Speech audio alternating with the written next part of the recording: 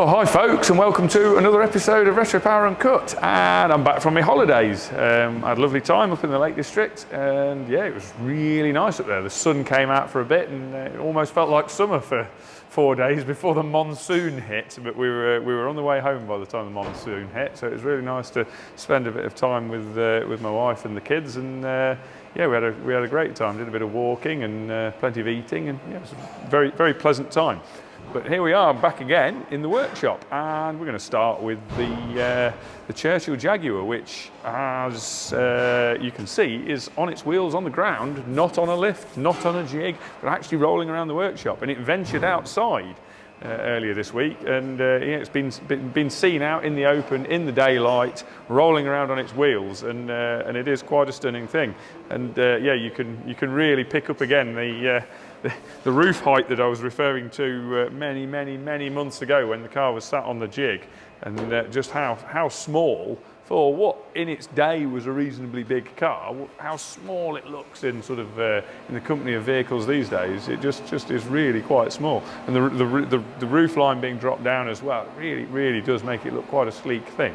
So yeah, progress on this week has been further panel work, further bits of lead work, and then Stu, the main push has been with Stu getting on with the brass work. You probably recall from previous episodes we had the brass chrome stripped up at Derby Chrome, who we use for all our chrome work.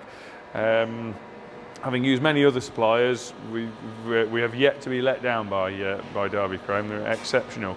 They've stripped all of the brass work for us to get the chrome off so that we can blend it all and do all the filing and sanding, get everything level. And then Stu's been doing a final sort of mock-up fit of these frames, making sure they all bolt into the doors okay and everything lines up. And then he's had the TIG welder out and he's TIG brazed. We tried gas brazing and TIG brazing these frames, and we discovered, surprisingly, that they actually I'll be corrected here. I'll do my usual caveat, because as soon as I talk about anything on the internet, there's a huge army of experts telling me I'm wrong or that I didn't know something, and there's lots of things I don't know. The infinitesimal details of brass alloys being one of them.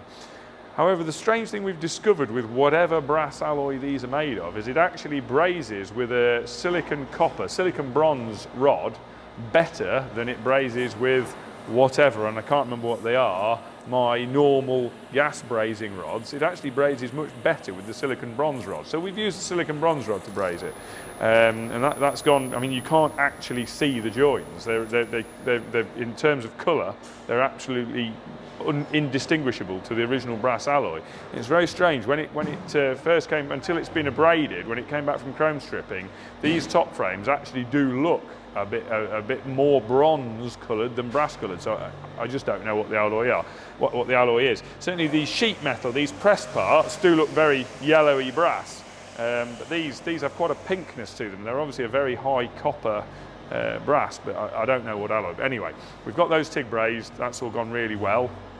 There are a few bits we've got to silver solder as well, where we're putting joints in right next to original joints. So we've got a little bit of silver solder just to do those parts. And Stu's getting there with those door frames now. The fit of them to the shell is pretty reasonable. There's a couple of areas to work on, but it's pretty reasonable.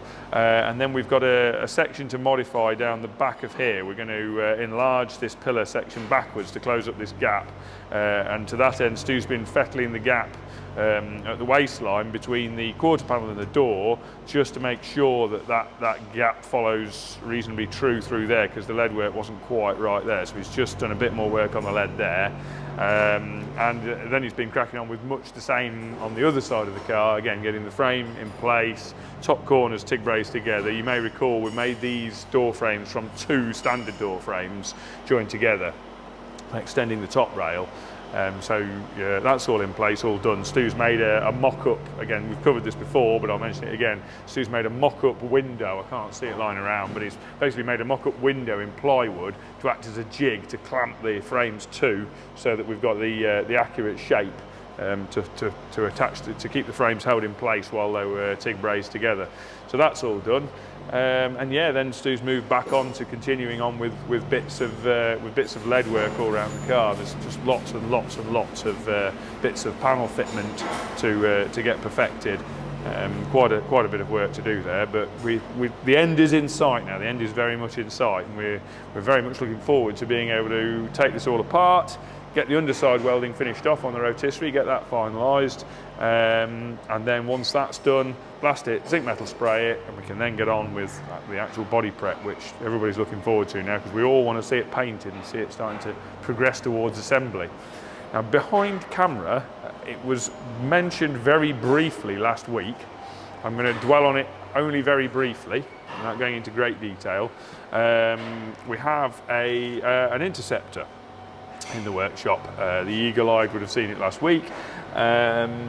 It is a part finish project, not something we would ordinarily get involved with. We were asked to become involved with it, so it's here for us to have a look at and ascertain what our way forward with it. And the majority of the work that's been carried out on it has been done to a very good standard, actually.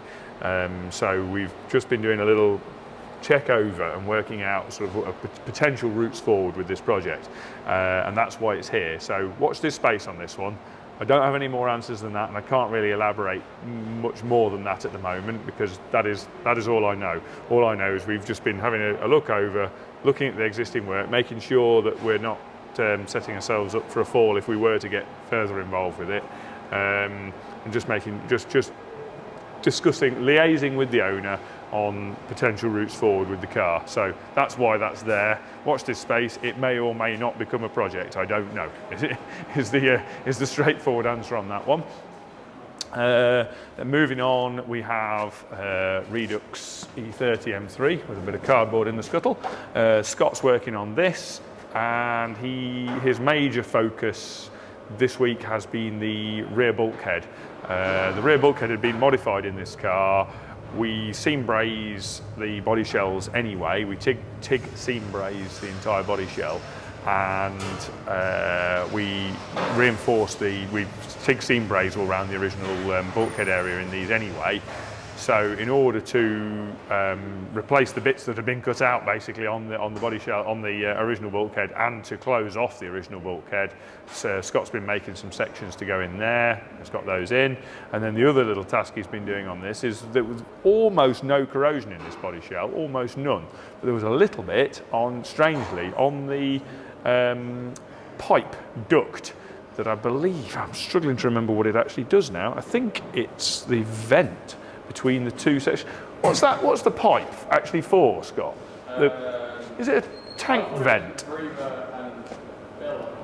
I don't think it's I can't remember whether it's the filler pipe as well. I think it might be just the tank breather pipe that goes between the two fuel tanks on these. These guys, the E30 M3s have two fuels. For some markets, they had two fuel tanks. And there's a breather link pipe between the two fuel tanks, and it runs within a steel tube that's welded into brazed into the body shell, and it had actually rotted out in the wheel arch. The end of the pipe had rotted away strangely, so we've had to remove that pipe from the shell, unbraze it, cut the end off, refabricate the pipe, and then braze it back into the shell, which Scott's got done very neatly now. So the bulkhead's done. He's then just progressing through a few other areas, and then we are getting close to the point where we need to get into panel fit up. That's really the next phase now is getting on with a bit more panel fit up on the rear end. And also then continuing on with the metalwork in the front end. I've slightly lost track of where we're at on that. Yeah, I think basically the next phase of metalwork on the main part of the shell is continuing on with the engine bay, really the fabrication in the front for dry sump tank, etc. So that's where we're at on that. It's a brief skirt over that. On to V12 E-Type, Sam's working on the steering column. We had the owner of this car visited, not last week, but the week before, and one of the areas we've done revisions to the seat mountings. We've mentioned before, we've done revisions to the seat mountings. We did a second round of revisions to the seat mountings because they were still too high, basically. So we revised the seat mountings down physically as far as it's possible to go. But one of the things that came up on another trial sit with the customer, this is why these trial sits are very, very important, is that the steering column height was not quite right. It was possible to have the steering column in the correct position, but it was towards the extent of its adjustment, and we wanted to have it so that the comfortable position for the customer was more towards the centre of the range of adjustment of the steering column. So Sam's notched out the bulkhead structure and made a few modifications there, and then been fabricating, very nice, very neat job of fabricating a mounting bracket, because the brackets previously were just temporary brackets that Bobby had done, doing a temporary sort of mock-up of the seat.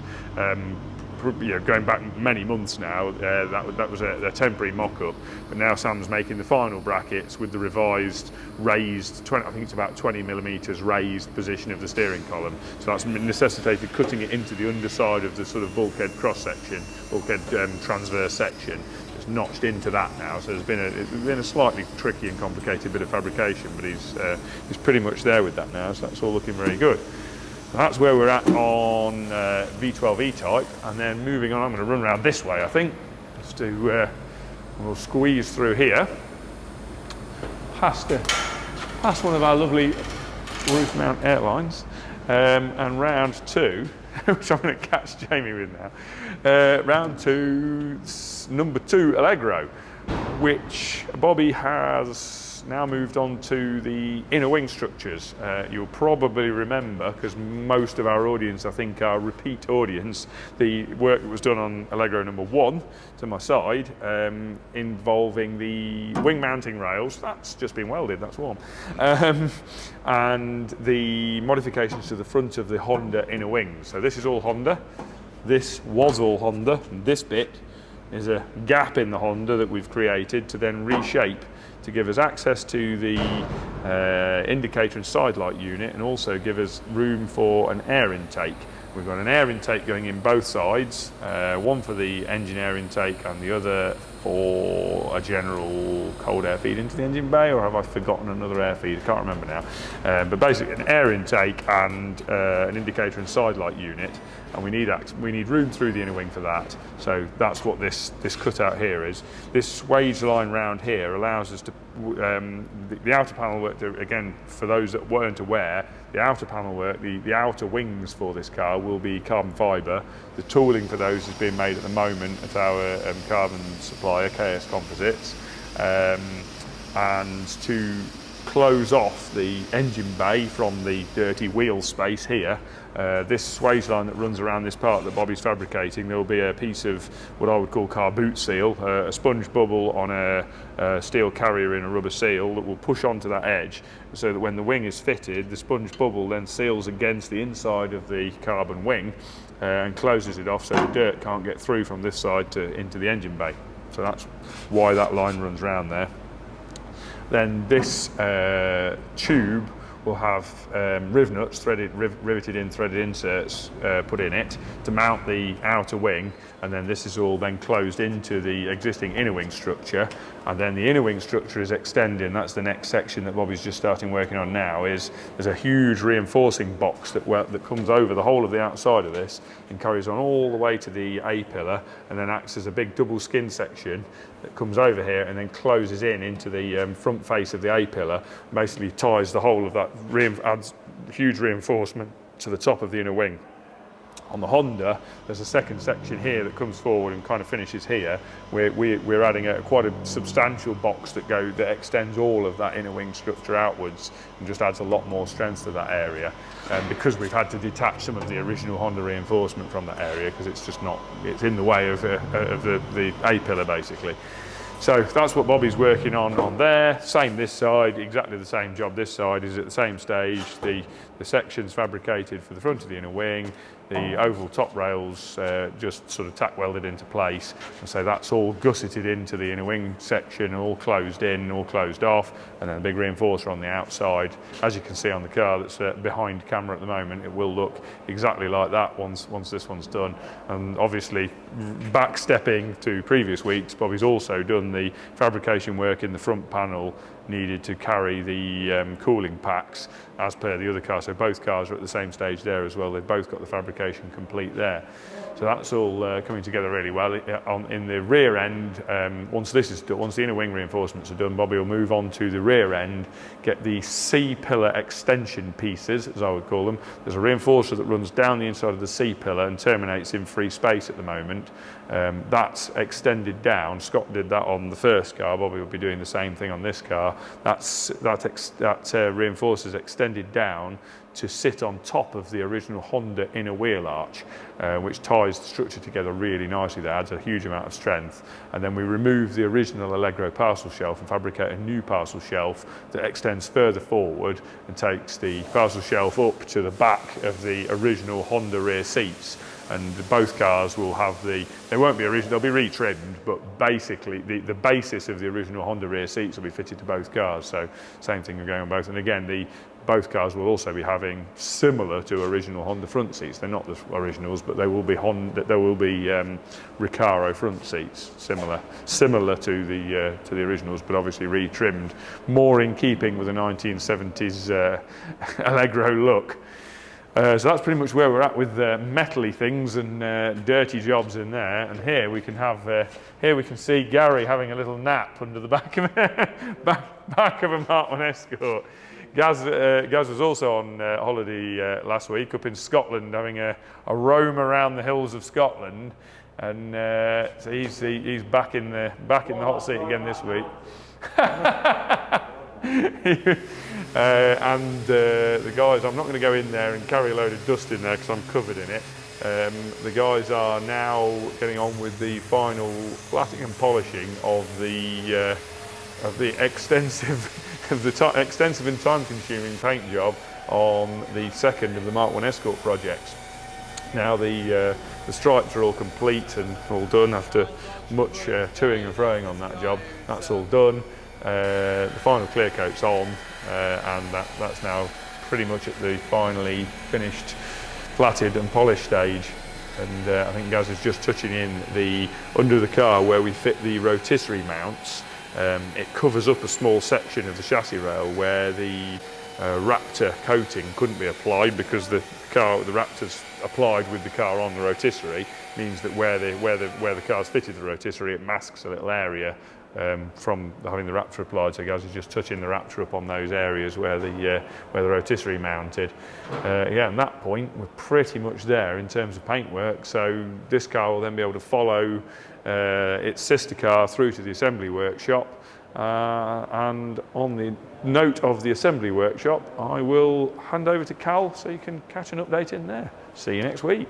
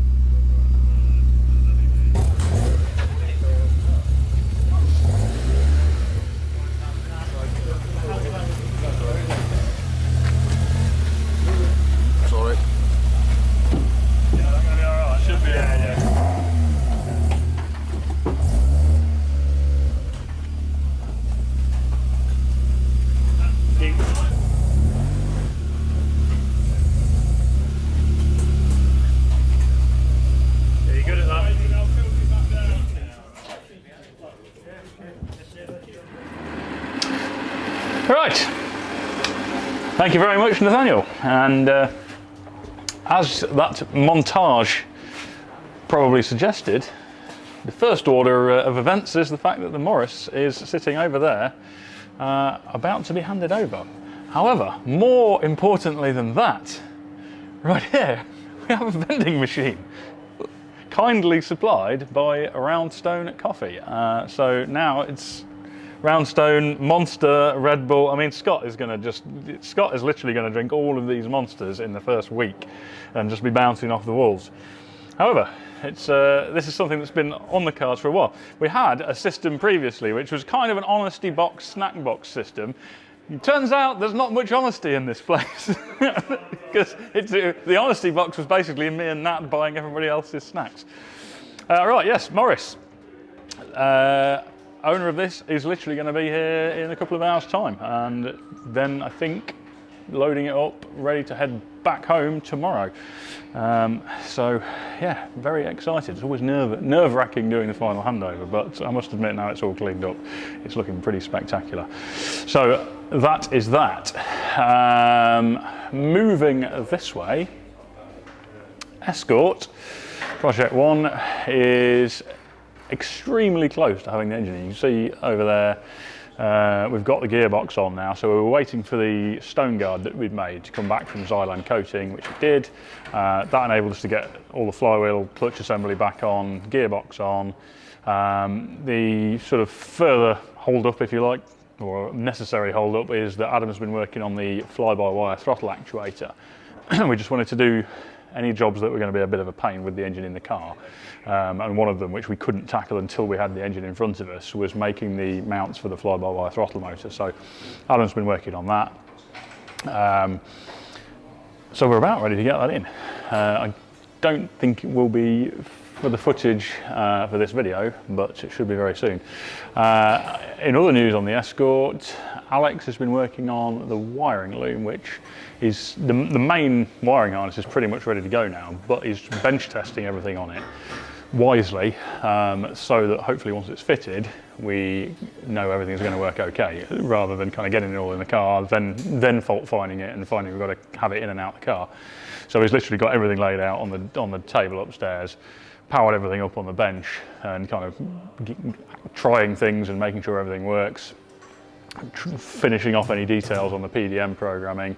And also, one of the big things he's been working on is testing the CAN bus system. So there's quite a few things communicating with one another using the CAN bus system. So there's the engine ECU, the PDM, there's the instruments. So we've got a gadget that Dan at Peterson EV has done for us, which is basically a CAN to analog gauge converter. So it takes the CAN signals from the ECU and powers the traditional analog gauges. That's on the bus. There's also a steering controller, which will be receiving speed information via the CAN bus to vary the level of power assistance on the electric power steering. There's also the isolator on the battery isolator has got a CAN bus connection, so that the ECU can talk to the isolator. There's things we can do on that. One of the things is that you can monitor current through the isolator, so the PDM can monitor the overall current draw actually at the battery, for instance. And the lambdas as well, the lambda to CAN unit, so they communicate with the engine ECU via the CAN bus as well. So because there's quite a lot on there, and we devised this kind of CAN bus hub, if you like, which was Alex's sort of invention. So basically all of the communication, the nodes of those wires, if you like, are terminated at a circuit board in this bus, in this hub, which also has the comms port on it, for both the engine ECU and the PDM. So we just wanted to test that essentially and make sure that we didn't end up with interference on it, we didn't end up with so many messages going back and forth via the CAN that there was any sort of errors on the messages. So it's basically connected everything up, got everything communicating with one another, and you can monitor on the Motec software whether there are any errors in that stream of data, and that's looking very good. We tested, because the system is kind of got, it's almost like a star, so all of the wires from the different devices come to that hub, whereas typically you'd normally have a long bus with junctions off it along the way. We wanted to test that particularly thoroughly because it's not usually the normal way of doing it. And sometimes if you have things that are a very long way, a very long distance away, or down a very long length of wire, you can have problems. So we tested the isolator on 17 meters of wire, and it still was fine. So that is looking really good. So I think we're extremely close to having that loom ready to go in. So yeah, engine and wiring imminently going in. So exciting times on the Escort.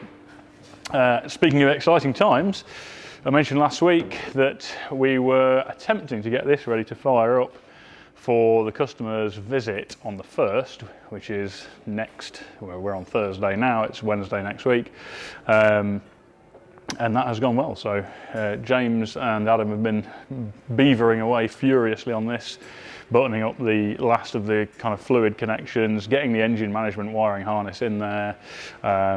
We've done some temporary wiring for the minute just to get it fired up. The main battery and starter cabling is just sort of thrown in essentially. But yeah, the culmination of all of that effort is that earlier today we fired this up for the first time. So it went really well.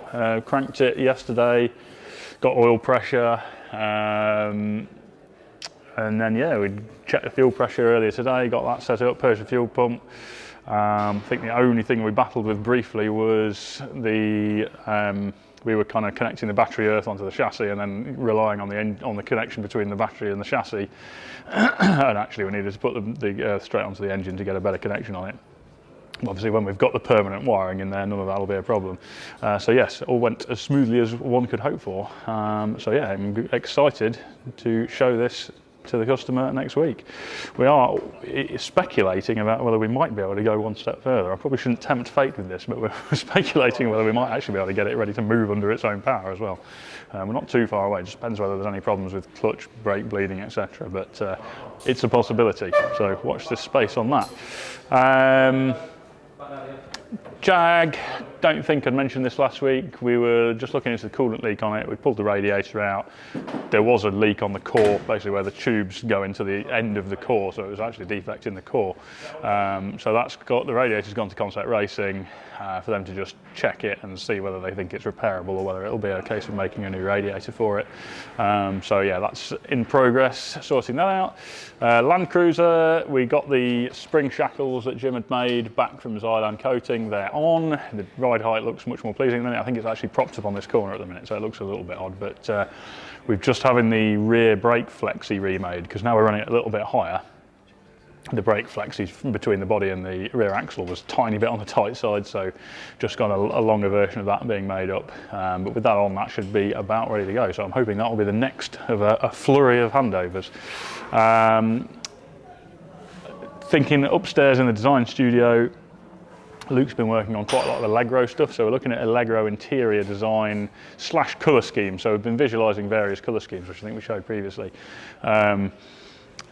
In conjunction with that, visualising the interior, but we're getting to the stage where we can start designing a lot of the interior components. So he's been looking at the door cards and the rear quarter cards.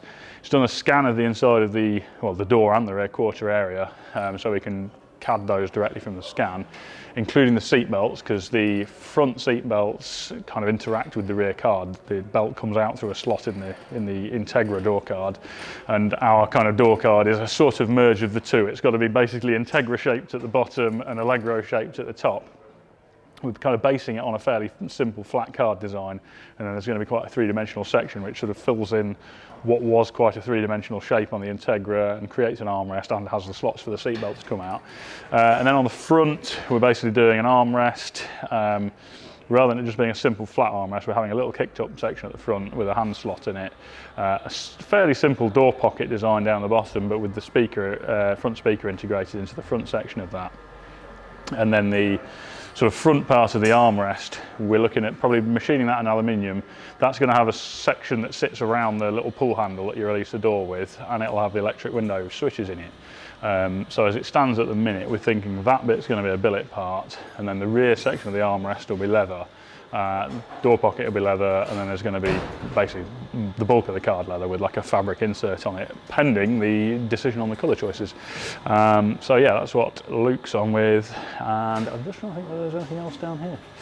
I feel, I've ended the video in this fashion a couple of times now, but I always feel like there was something else I was supposed to talk about. Don't think there is though. So on that note, I'm going to leave it and we'll see you next week.